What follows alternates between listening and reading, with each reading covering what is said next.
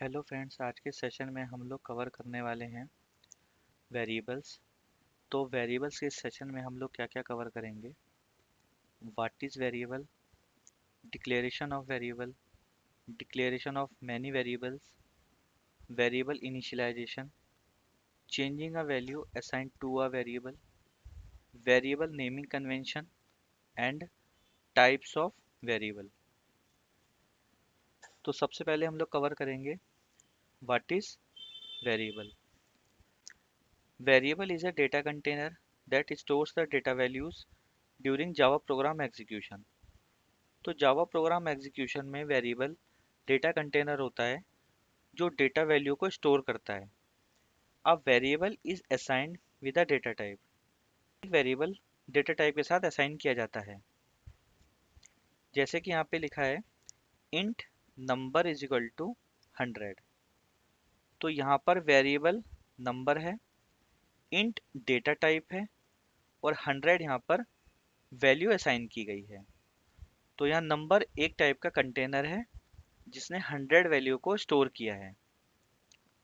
आगे चलते हैं। Declaration of variable. वेरिएबल को डिक्लेयर कैसे करते हैं? सबसे पहले लिखेंगे डेटा टाइप, उसके बाद हम लिखेंगे variable name and semicolon. Semicolon से हम ये लाइन क्लोज करते हैं। तो यहाँ पर लिखा है इंट नम एंड सेमीकोलन। तो यहाँ पे मैंने इंट डेटा टाइप का नम वेरिएबल डिक्लेयर कर दिया है। तो आइए यहाँ प्रोग्राम के थ्रू मैं आपको बताता हूँ हम वेरिएबल कैसे डिक्लेयर करते हैं। मैं यहाँ लिखूंगा इंट नम एंड सेमीकोलन। तो यहाँ पर मैंने एक वेरिएबल नम डिक्लेयर कर दिया है। या फिर मैं स्ट्रिंग डेटा टाइप का कोई वेरिएबल डिक्लेयर करता हूँ, स्ट्रिंग नेम सेमीकोलन। यहाँ पर मैंने स्ट्रिंग डेटा टाइप का एक नेम वेरिएबल डिक्लेयर कर दिया है। एक फ्लोट का करते हैं, FLOAT फ्लोट f सेमीकोलन। यहाँ पे मैंने एक वेरिएबल f डिक्लेयर कर दिया है जो कि फ्लोट डेटा टाइप का है। तो ये हो गया हमारा डिक्लेरेशन ऑफ वेरिएबल। आगे चलते हैं। Declaration of many variables. To declare more than one variable of the same type use a comma separated list. जैसा मैंने यहाँ पे लिखा है int x comma y comma z semicolon. तो इसका मतलब ये है कि मैंने यहाँ पे 3 वेरिएबल डिक्लेयर किए हैं जो कि मेरे इंट डेटा टाइप के हैं। प्रोग्राम में हम मोर देन वन वेरिएबल डिक्लेयर करते हैं, तो इसके लिए मैं इंट डेटा टाइप लिखूंगा int i comma j comma k and इस लाइन को क्लोज करने के लिए सेमीकोलन। अब यदि मुझे एक वेरिएबल और डिक्लेयर करना है तो मैं यहाँ पे कॉमा लगाऊंगा l, उसके बाद में सेमीकोलन कर दूंगा। तो मैंने यहाँ पे 4 वेरिएबल डिक्लेयर कर दिए हैं। ऐसे ही मैं स्ट्रिंग के लिए भी कर सकता हूँ, string name comma city comma state semicolon. तो यहाँ पर मैंने स्ट्रिंग के भी 3 वेरिएबल डिक्लेयर कर दिए हैं। तो ये हो गया हमारा डिक्लेरेशन ऑफ मल्टीपल वेरिएबल्स। आगे चलते हैं। वेरिएबल इनिशियलाइजेशन, इसका मतलब वेरिएबल में कोई वैल्यू स्टोर करना। We can assign the values to the variable while declaring them like this. हम किसी भी वेरिएबल में कोई वैल्यू असाइन कर सकते हैं जब हम उसे डिक्लेयर करते हैं। तो जैसा मैंने यहाँ पे लिखा है char ch is equal to a। तो यहाँ मैंने क्या किया है, वेरिएबल को डिक्लेयर करने के साथ साथ उसमें एक वैल्यू असाइन की है। ऐसे ही मैंने यहाँ पर int number is equal to 100 लिखा है। तो मैंने एक वेरिएबल नंबर को डिक्लेयर किया है और वहीं पर मैंने 100 को असाइन कर दिया है। मतलब नंबर कंटेनर में 100 वैल्यू स्टोर की गई है। और we can do it like this. पहले मैं वेरिएबल डिक्लेयर कर दूंगा, उसके बाद मैं उस वेरिएबल में कोई भी वैल्यू असाइन कर सकता हूं, जैसे कि हम यहाँ देख रहे हैं। यहाँ पर हम देखते हैं combine variable declaration and initialization. तो मैं एक ही लाइन में variable x is equal to 5, comma y is equal to 6 and comma z is equal to 50 semicolon लिख सकता हूँ।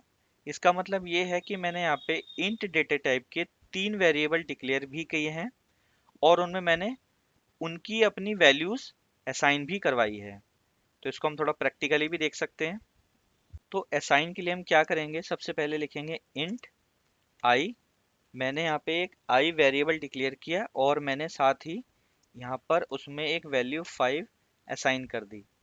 अब मैं यहाँ पे एक प्रिंट कमांड लिखता हूँ और यहाँ पर आई को प्रिंट करवाता हूँ।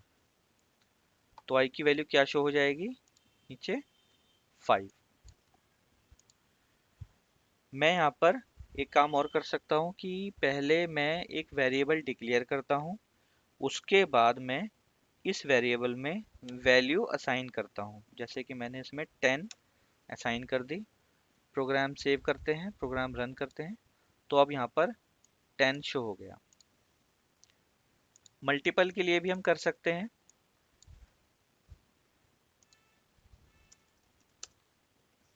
Int i is equal to 10 comma j is equal to 20 comma k is equal to 30। तो यहाँ पर मैंने इंट डेटा टाइप के 3 वेरिएबल डिक्लेयर भी कर दिए और उनमें वैल्यू भी असाइन कर दी है। तो इन तीनों वेरिएबल की वैल्यू को प्रिंट करने के लिए हम क्या करेंगे, इस कमांड लाइन को हम 2 बार और पेस्ट करेंगे। नीचे लिखेंगे j एंड थर्ड लाइन के लिए हम लिखेंगे k। तो ये तीनों लाइन प्रिंट हो जाएंगी। तो ये तीनों वेरिएबल के आउटपुट प्रिंट होंगे। इस प्रोग्राम को रन करते हैं तो ये वैल्यू आ गई 10 आई के लिए, 20 जे के लिए एंड 30 के लिए। तो ये हो गया हमारा वेरिएबल इनिशियलाइजेशन। आगे चलते हैं। Changing a value assign to a variable. यदि हम किसी वेरिएबल में कोई वैल्यू असाइन कर चुके हैं तो उस वैल्यू को हम चेंज भी कर सकते हैं। जैसे मैंने यहाँ पे क्या किया, एक वेरिएबल नंबर डिक्लेयर किया और उसमें वैल्यू 100 असाइन कर दी। उसके बाद मैंने सेकंड लाइन में क्या किया, उस वेरिएबल में 150 की वैल्यू मैंने असाइन कर दी। मीन्स मैंने 100 से 150 चेंज कर दिया। तो चेंजिंग अ वैल्यू के लिए हम यहाँ देखते हैं। सबसे पहले मैं int i is equal to 100 करता हूँ। तो मैंने यहाँ पे 100 वैल्यू स्टोर करवाई है। उसके बाद मैं आई इज इक्वल टू 150 कर देता हूँ। तो पहले कंटेनर आई में जो वैल्यू 100 थी, इस लाइन के रन होने पर उस कंटेनर आई पे वैल्यू 150 आ जाएगी। तो आइए इसको हम प्रिंट करते हैं। आई, प्रोग्राम सेव करते हैं। तो अब मेरा जो आउटपुट आएगा वो 150 आएगा। इट मीन्स कि मेरे आई कंटेनर में अब 150 वैल्यू है।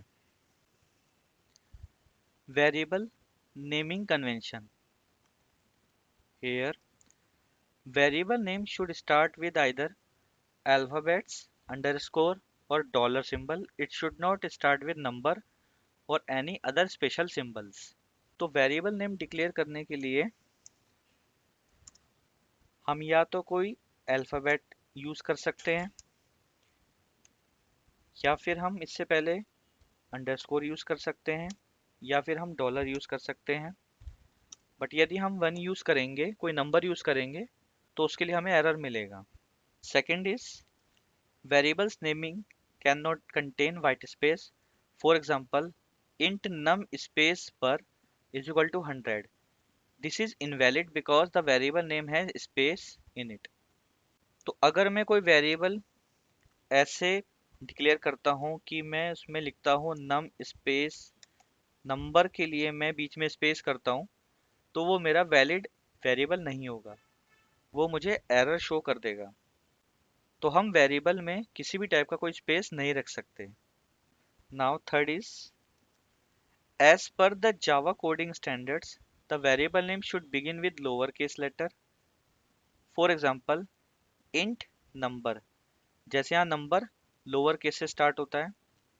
For lengthy variables names that has more than one word, do it like this: int small number। यहाँ पे मैंने वेरिएबल नेम लिया है स्मॉल नंबर, जहाँ पे मेरा s लोअर केस है एंड बाद में जो नंबर है वो n अपर केस है, एंड इंट बिग नंबर वैसे ही जैसे मैंने स्मॉल नंबर लिया है। Start the second word with capital letter. तो वेरिएबल डिक्लेयर करने के लिए हमें इस बात का ध्यान रखना होगा कि यदि हम कोई वेरिएबल डिक्लेयर करते हैं तो उसका पहला लेटर स्मॉल लेटर होना चाहिए। अगर मेरा कोई वेरिएबल दो वर्ड का है तो उन दो वर्ड में मैं किसी टाइप का स्पेस नहीं ले सकता। यदि मैं लिखना चाहता हूँ स्मॉल नंबर तो मैं इसको स्मॉल और n कैपिटल करके इस तरह से स्मॉल नंबर वेरिएबल लिख सकता हूँ। तो मैंने यहाँ पे एक स्मॉल नंबर वेरिएबल डिक्लेयर कर दिया है। ऐसे ही मैं इंट बिग नंबर डिक्लेयर कर सकता हूँ। इसको और इजी करने के लिए हम इनके बीच में अंडरस्कोर भी लगा सकते हैं, जैसे कि मैं यहाँ ऐसे लगा रहा हूँ int small underscore number int big underscore number. Now the variable name you choose must not be a keyword of Java. Java has defined some keywords like int, double, float, char, if else, etc.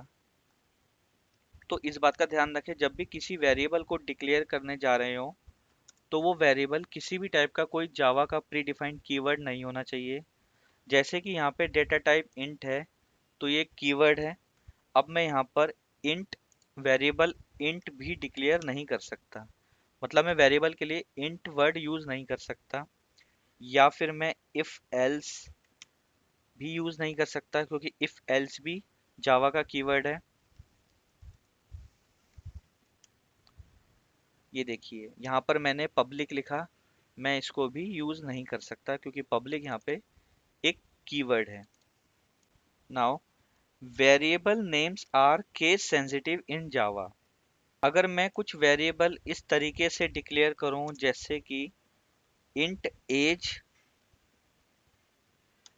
Semicolon, जहां पर as में तीनों letter small letter हैं, और int a capital G E small है and int a G E capital है, ये तीनों ही एज हैं। बट यहाँ पे मैंने इनके लेटर्स में थोड़ा बहुत चेंज किया है, तो इसका मतलब ये होता है कि तीनों वेरिएबल्स अलग अलग हैं। तो मैं इन तीनों वेरिएबल्स को एक प्रोग्राम में यूज कर सकता हूँ, बट प्रोग्राम इन तीनों वेरिएबल को अलग अलग कंसीडर करेगा। तो ये हो गया वेरिएबल नेमिंग कन्वेंशन। आगे चलते हैं। Types of variables. जावा में वेरिएबल्स के कितने टाइप्स होते हैं? पहला लोकल वेरिएबल, दूसरा स्टैटिक और क्लास वेरिएबल, तीसरा इंस्टेंस वेरिएबल। तो टाइप्स ऑफ वेरिएबल्स को हम नेक्स्ट सेशन में देखेंगे। तो अभी के लिए वेरिएबल्स में इतना ही। ये सेशन कंप्लीट देखने के लिए थैंक यू दोस्तों।